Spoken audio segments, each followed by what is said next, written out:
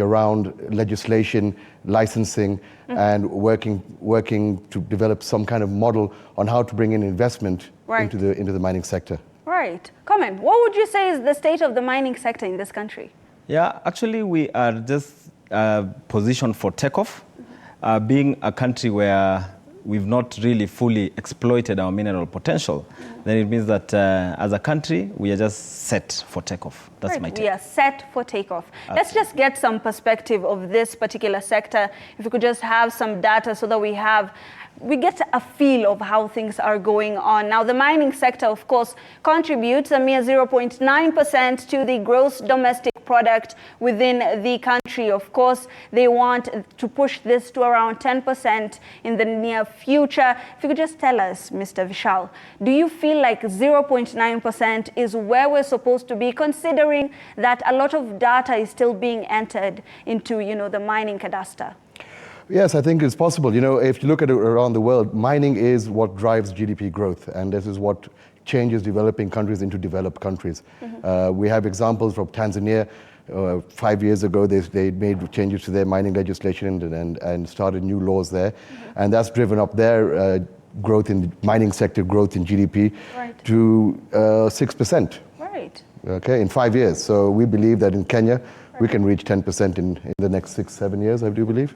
6-7 years. Yeah. That's a workable number. Mr. Charles, if you could just tell us 0.9% to the gross domestic product. Of course, within around 5 years, it's been playing between 0.7% to 2.1%, very fluctuating numbers. Do you believe that maybe our data collection may be the problem? Absolutely. I would say that for the last few years, of course, there has not been very much activities in the sector because, of course, the government was working on a number of reforms to actually revitalize the sector. So in the last 4 or 5 years, there hasn't been so much activities except the big mining companies like Tata Chemicals, Base Titanium, which has been contributing to the 0.9%. So I'd say with now increased information and definitely the data that is now being aggressively undertaken by the government to put more strength in the sector, then we are definitely going to move to that percentage in the next 5 years. Right. Yeah. Now, of course, there's a lot of conversation that's going on within this sector. Just last week, there was a new insight. If you could just have the very first clip of the Cabinet Secretary telling us what exactly was discovered around 5 to 7 days ago.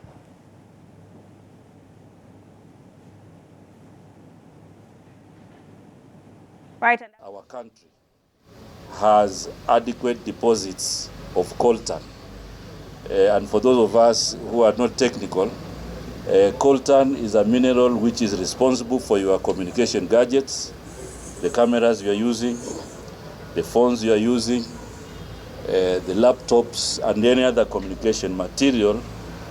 Coltan is a key mineral that facilitates those particular gadgets. So Embu County, I'm happy to announce that in the area of Kiambere, Kiritiri, we have adequate deposits of coltan.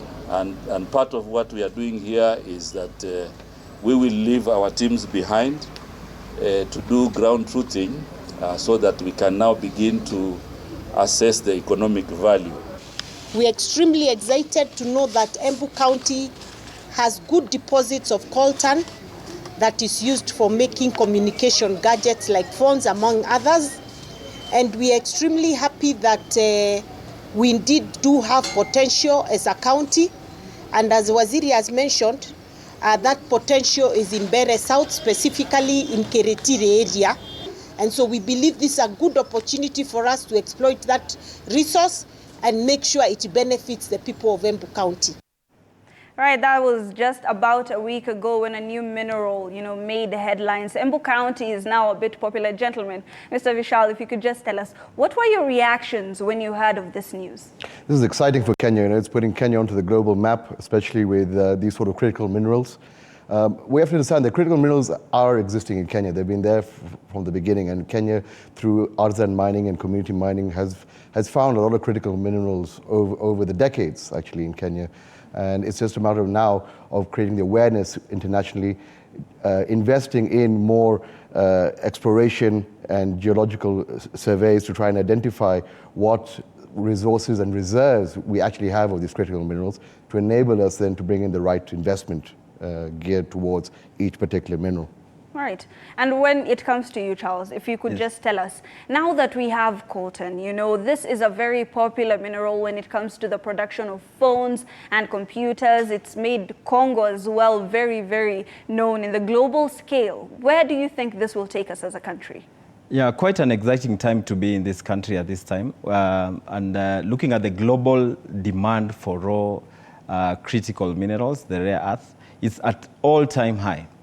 Hibak, you can say that actually the global economies, the global population has increased, and communication is key. And now coltan being a key mineral in terms of promoting digitalization, communication, these gadgets, computers, laptops, phones, semiconductors, then we are placed at a very good place as a country to now exploit this resource and contribute towards global development. Right. Yeah. And the principal secretary of this particular, you know, State Department that is dealing with mining, Elijah Mwangi, was also talking about insights on this particular, you know, resource, and of course insights for this sector. Let's have that clip running.